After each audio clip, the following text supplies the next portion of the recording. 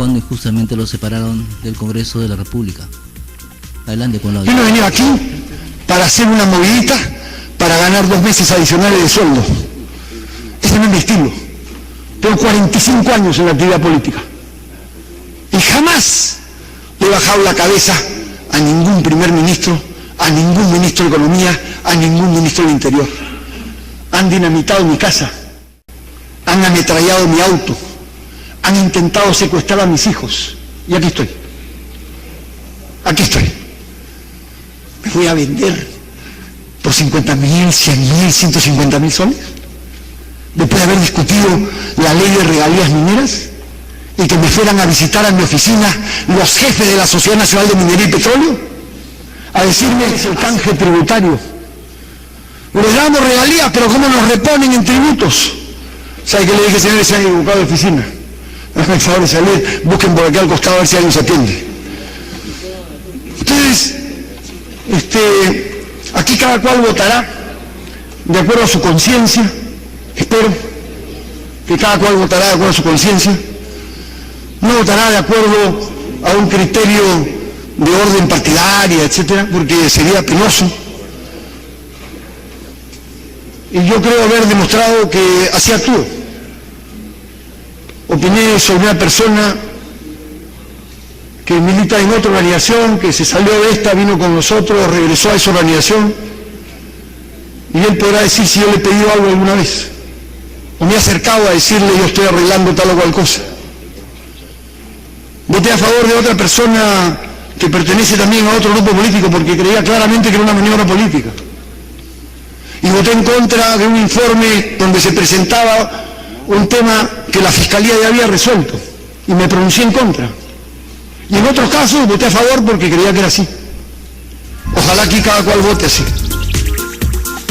Bueno, eso el mensaje de Javier Díaz Canseco en un alegato pues que la Comisión de Ética finalmente lo sancionó por 90 días de servicio, y qué mejor homenaje que dialogar con la viuda de Javier Díaz Canseco, la señora Liliana Panizo, a quien tenemos en el aire.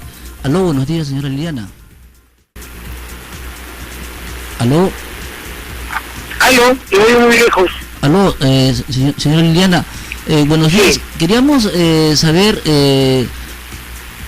el legado de Javier Díaz Canseco, el recuerdo que tiene Javier Díaz Canseco de Villa Salvador, de las marchas. A lo mejor él ha comentado, ha compartido con usted las preocupaciones que tenía sobre los pueblos de Lima Sur y sobre todo el tema pendiente de la lucha por los derechos humanos que encabezó él y todo el movimiento de izquierda.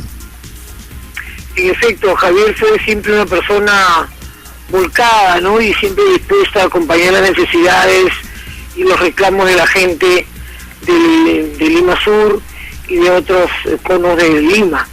En el caso de Villa Salvador, inborrables recuerdos de muchos dirigentes y dirigentes populares y sociales que lucharon contra Sendero Luminoso y su forma de hacer terror, pretender copar las organizaciones en el distrito. Acompañamos a Mariano Moyano en muchas actividades y en muchos eventos, y por supuesto estuvimos el día de su crimen, del asesinato vil del que fue objeto. Villa para Javier siempre significó la esperanza, un pueblo pujante, emprendedores, gente que salió adelante, porque hay que recordar lo que fue Villa cuando los primeros pobladores llegaron, de manera tal de que Javier siempre tuvo una visión y un compromiso muy muy importante con Villa. Y también queremos preguntarle, luego del proceso que tiene él, de la suspensión que le da Ética, él en su alegato dice pues que él no es un pesetero y que le han tocado muchas puertas gente de las mineras, de los bancos, y pese a ello pues vota pues y lo suspenden, ¿no? Y Javier Díaz Canseco hace una acusación, a mi entender, que ya más o menos evidenciaba el poder que tenía Nadine Heredia. Él dice pues que viene a votar la ministra Jara y la presidenta encargada en ejercicios de aquel entonces, en noviembre de 2011. ¿Usted cree que en cierta manera pues el nacionalismo le falló a Javier y algunas personas también que eran sus enemigos políticos, votaron en represalia por lo que había hecho durante toda su presencia política en Nacional? Mire, sin duda esto fue una venganza orquestada desde la dirección del diario Correo, que tuvo más de un año una campaña vil, una campaña mentirosa, una campaña que desinformó a la gente sobre la situación de un proyecto de ley que Javier había presentado. Este era un proyecto de ley que pretendía que se reconozcan las acciones laborales que muchas AFPs tienen y que representan el ahorro de nuestras pensiones. Pero no tenemos ninguna posibilidad de tener espacio en los directorios ni tomar decisiones. Proyectos similares habían sido presentados en 12 ocasiones anteriores por diferentes grupos políticos y bancadas. Aquí se arguye dos falsedades, dos patrañas. Una era que él beneficiaba a su familia y la otra era que él pretendía canjear esas acciones con valor igual, o sea, un sol por cada acción en este caso, ¿no? Y la primera fue una mentira que se demostró con los informes técnicos que la misma Comisión de Ética pidió a diversas instancias del Estado. No había ninguna posibilidad de enriquecimiento en la medida en que las acciones no estaban planteadas que se canjen 1 a 1, sino 10 a 1, o sea, 10 acciones laborales por una acción tipo A. Esto que parece muy complicado y que el diario Correo lo complicó mucho más, era así de simple. Esta acusación que se presentó a Javier de la Comisión de Ética por parte de los congresistas Baquelli y Tubino del fujimorismo fueron simplemente copias del diario Correo. Ellos no hicieron ninguna investigación posterior ni pidieron informes técnicos para confirmar las mentiras, ¿no?, y las patrañas que Correo estaba montando. De manera tal que ya desde un principio esa acusación estaba viciada. Pero eso no es todo.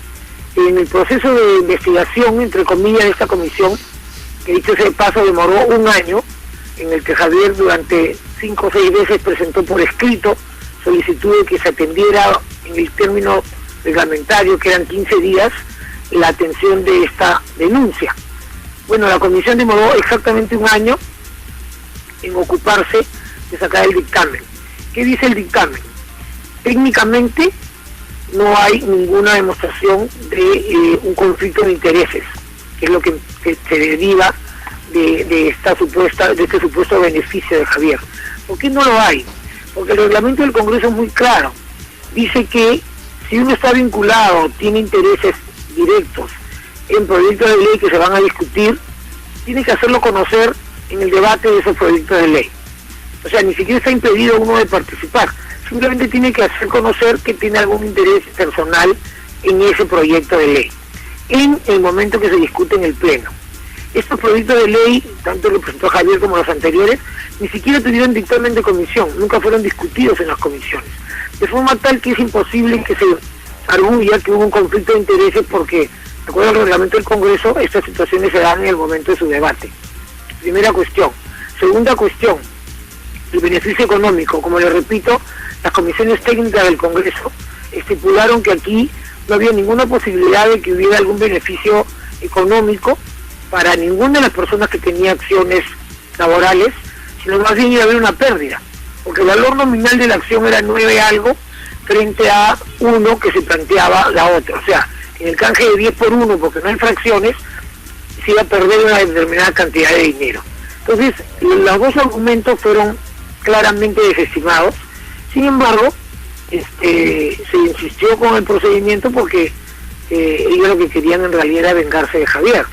Del fujimorismo no podemos esperar otra cosa ni nos sorprende, porque finalmente es una banda de delincuentes que asaltaron el Estado y ahora lo único que pretenden es la amnistía o el indulto para Fujimori. Lo sorprendente fue que la bancada de Gana Perú, o sea, el Partido Nacionalista, había acordado al mediodía, obviamente, votar por el archivamiento, y había un consenso de que aquí no había ningún conflicto de intereses. En el transcurso del día y del debate en la comisión, en el Pleno, algo va cambiando. Empiezan a retirarse personas, empiezan a recibirse llamadas externas, presionando a los congresistas para que cambien su voto y voten por la acusación a Javier. Como es de público conocimiento, la presidenta en funciones, la congresista Marisol Espinosa, porque el presidente Humala estaba en Francia, y la ministra de Trabajo en ese momento de la Mujer, Ana Jara, se acercan al Congreso a continuar insistiendo por que los congresistas cambien su voto. Y efectivamente logran que algunos se retiren porque no querían votar contra Javier y que otros cambien su voto. Entonces Javier solo mantuvo 11 votos a favor de él, de la bancada de PNP, y algunos se abstuvieron de forma sorprendente, como el congresista Sergio Tejada, que habiendo estado en la Comisión de Ética y habiendo defendido a Javier durante todo el proceso, firmando el dictamen que los culpaba, termina absteniéndose.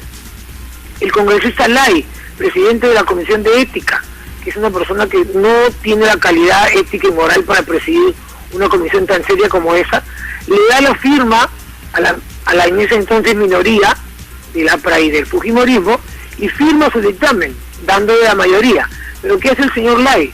Pone debajo de su firma que firma ese dictamen pero que no está de acuerdo con la sanción.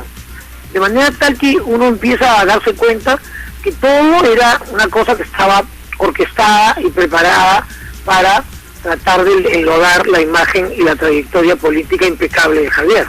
Por favor, que se mantenga en el aire para que vamos a hacer una breve pausa comercial.